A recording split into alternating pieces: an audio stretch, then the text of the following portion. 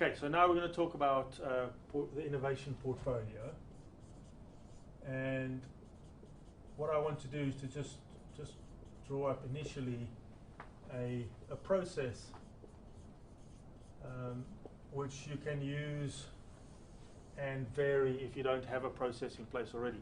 Most organizations have them, and most of the time, especially in big organizations, there is actually a portfolio process in play, but people aren't aware of it. So they have innovation ideas and innovation projects that they want to take to the organization for resourcing, but they don't know where to go. So this kind of assumes the communication issues are out of the way.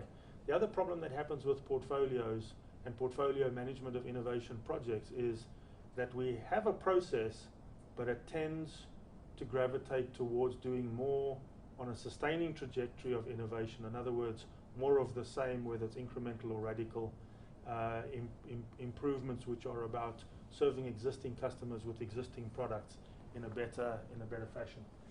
So we have to kind of take that on board as a background here.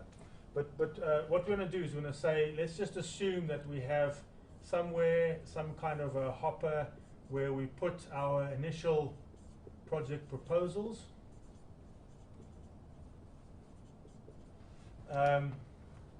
And these could, there could be any number of these kind of ideas coming in. These could be formulated in an executive project charter. The executive project charter would include who's the project manager, who's the sponsor. So project manager in charge of the variables, time, cost, scope, and quality. Project sponsor in charge of the business case. Who's the customer, so the person who actually ultimately will benefit from the value. And then information about the project concept, which is why are we doing this project, typically a one-liner. The project objective, what, by when, for how much, time, cost, scope. And then what's in scope and what's out of scope on the charter would be seven or eight deliverables that are in scope, 7 or 8 deliverables that are out of scope. And then a little bit about what are the business risks associated with the project. Not the project risks, the business risks. So things like impact on brand reputation, impact on cash flow of the organization, impact on motivation of staff inside the business and so on, impact on customers. So the business risks associated with that, and then what are the external dependencies. Now all of that can be put on an executive project charter, which is literally a one-pager, which will be the view that's the minimum that we'd need to insert into this view. It's kind of like a template that you could have. And then what's going to happen is it comes into our system. This is the entry point of the process. And quite early on, we have a screening stage. So let me just write screening. Let's call this screening number 1. And once we've got through that initial screening, then we would probably do some kind of feasibility study. So feasibility study. And then we may have another screening phase. Let's call that screening 2. And if it succeeds through that screening phase, then it gets introduced into the portfolio where there are a number of other projects, some of which are ongoing, some of which are new. And we'd look at them in the round in a particular way. I'll explain that in a moment.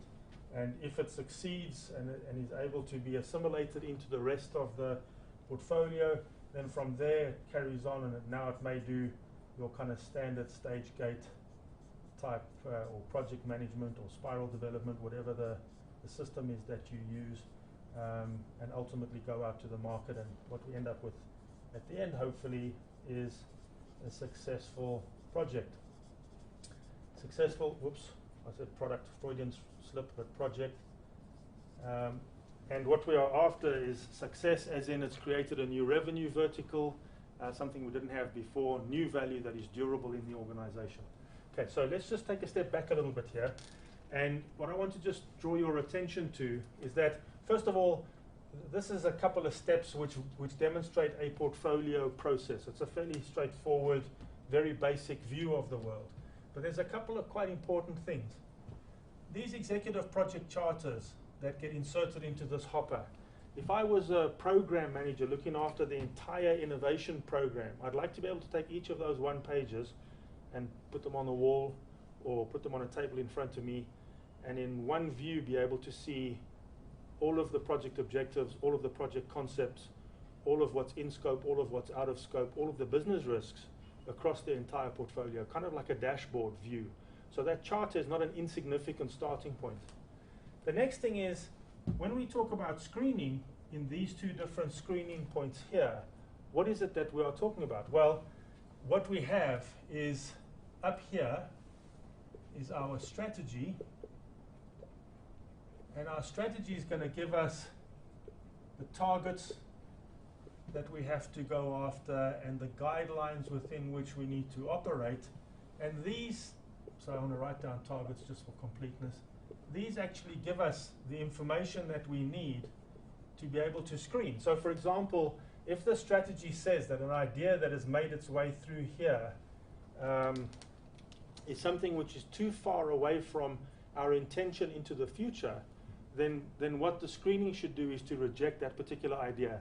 Before we add additional investment, because just keep in mind that if it's actually successful, going into here costs additional money, and we need to be aware of the fact that the further it goes on, the more there's a commitment of both people and money and other resources, particularly constrained resources, inside of the organization. So we also have information which is from our guidelines, which will inform us about these different screening stages, whether or not we feel it's acceptable to proceed. Okay.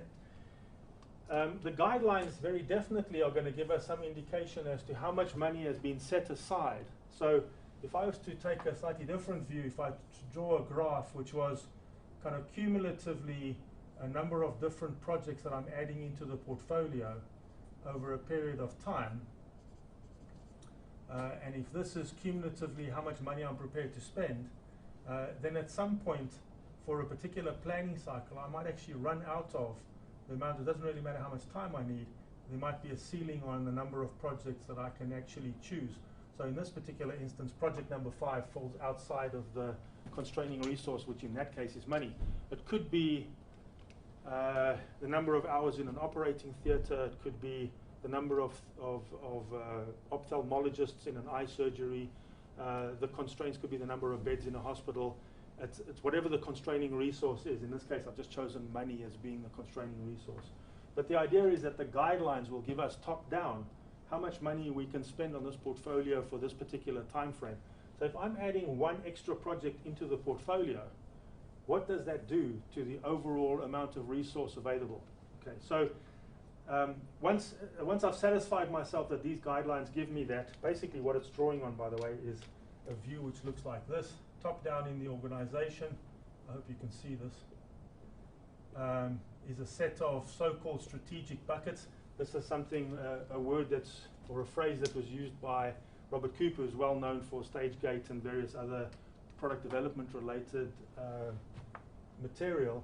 But the strategic buckets, if you imagine each one of these is actually it's got an indication of an amount of investment to be made, and also it specifies what dimensions of innovation we're actually going to invest in for that amount of money. So our portfolio must then start to represent what it is top down in the organization that people have said they'll spend money on. So for example, if you said in your organization that you wanted to start to invest in digital capabilities, and actually we don't have any products that we can put market facing that have a revenue stream and therefore a clear business case, you may have to actually invest an amount of money, as IBM has done with the Watson Group, in their case $1 billion. You may have to invest an amount of money in the possibility that sometime in the future there'll be revenue streams, but there's no clear business case. There's simply a top-down allocation of resource which allows people to go and explore in that particular space. And by the way, this is what Mark Johnson would call the white space. So this is where we don't currently have customers, and the products and services that we are trying to develop in that space don't fit with the existing organization. So a very tough place to invest. So that's the first part of our insight into the portfolio in terms of the way that it's invested in. Here, organizations have capital review boards, for example. Typically, the capital review board is investing in the core part of the business. What we are after is capital review boards that also take on board what's required for innovation, and therefore we will have a proportion of investment which is focused on things which are for which there's a clear business case, which are serving existing customers and optimizing existing assets and so on. But there's also a proportion of investment which is for so-called white space or adjacencies, where there's not a clear business case. It might be one of those things where we have to pilot ideas in the market to see whether there's any traction to block out competitive entrances into that space.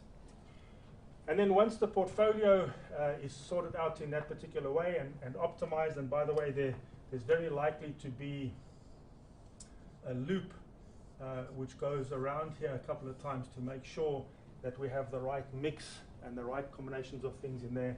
And once this is resolved and we are happy with the way in which new projects fit with existing and old projects exit, then we can put that project into a classic stage gate type system, and from that hopefully get a successful project.